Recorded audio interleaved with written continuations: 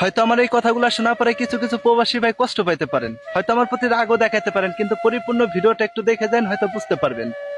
একটা প্রবাসী ভাই যখন প্রবাসে যান তখন তো নিজের সমস্ত কিছু ত্যাগ করে যান, নিজের ভালো লাগা খারাপ লাগা সবকিছু ত্যাগ করে যান, মনের ভিতর পাহাড় পরিমাণ কষ্ট বুকের ভিতর জমা নিয়ে নিজের আপন লোক গেলে পর করে আপনি কিন্তু প্রবাসে একটা বাড়ি জমান।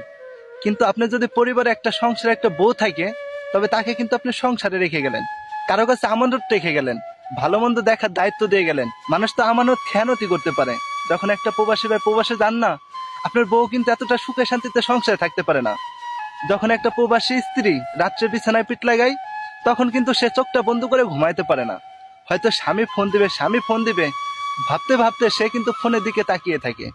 হয়তো তার মন বসে না কখন আমার স্বামীটা ফোন দিবে, কিন্তু আপনি ব্যস্ততায় শেষ করে সারতে পারেন না। হয়তো আপনি গভীর রাতে তাকে ফোন দেন, আর সে কারণে সে অনলাইনে টিকটক দেখে, হয়তো ভিডিও দেখে, হয়তো সেদিকে সে সময় কাটায়, আর আপনার ফোনের দিকে অপেক্ষা করে যে কখন আপনি একটা ফোন দিবেন। যখন আপনি সে গভীর রাতে তাকে ফোন দিলেন, তখন কথা বলতে বলতে ফজর আজান দিয়ে দিল। হয়তো কিছুদিন আপনি ফোন দিলেন না, ফজর আজান দিয়ে দিল, ততক্ষণ পর্যন্ত প্রবাসীর স্ত্রী রাত জেগে থাকলো। কিন্তু যখন একটা প্রবাসীর স্ত্রী ফজর আজানের সময় ঘুমাইলো, অথবা নামাজটা পড়ে সে চোখটা বন্ধ করে একটু ঘুমাইলো, সে কখন উঠবে? হয়তো তার ঘুমে থেকে উঠা দেরি হয়ে যাবে। কিন্তু আপনি যাদের কাছে আমানত রেখে গেছেন, তারা সে প্রবাসী স্ত্রীর সাথে কেমন ব্যবহার করে, এটা কি কখনো জেনে দেখছেন? জেনে দেখেন নাই।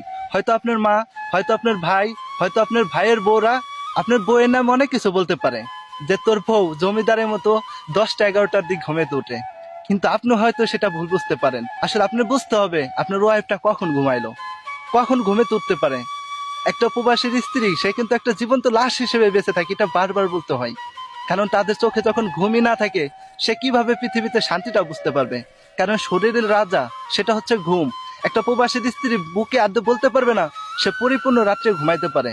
হয়তো আপনার কথাটা চিন্তা করে, হয়তো কি হবে, হয়তো কি করবে, হয়তো মানুষের কাছে কিভাবে মন জোগায় চলতে পারবে, ইত্যাদি ইত্যাদি ভাবতে ভাবতে তার চোখে আর ঘুম আসে না, তার চোখে আর ঘুম নামে না। তবে একটা প্রবাসীর স্ত্রী সে কিন্তু বড়ই অসহায়। একটা প্রবাসীর স্ত্রীকে আপনি কয় টাকা খরচ দেন? হয়তো 5,000 টাকা খরচ দিয়ে থাকেন, কিন্তু এই 5,000 টাকা খরচ আপনি কিন্তু সন্তানের পিছনে চলে যায়।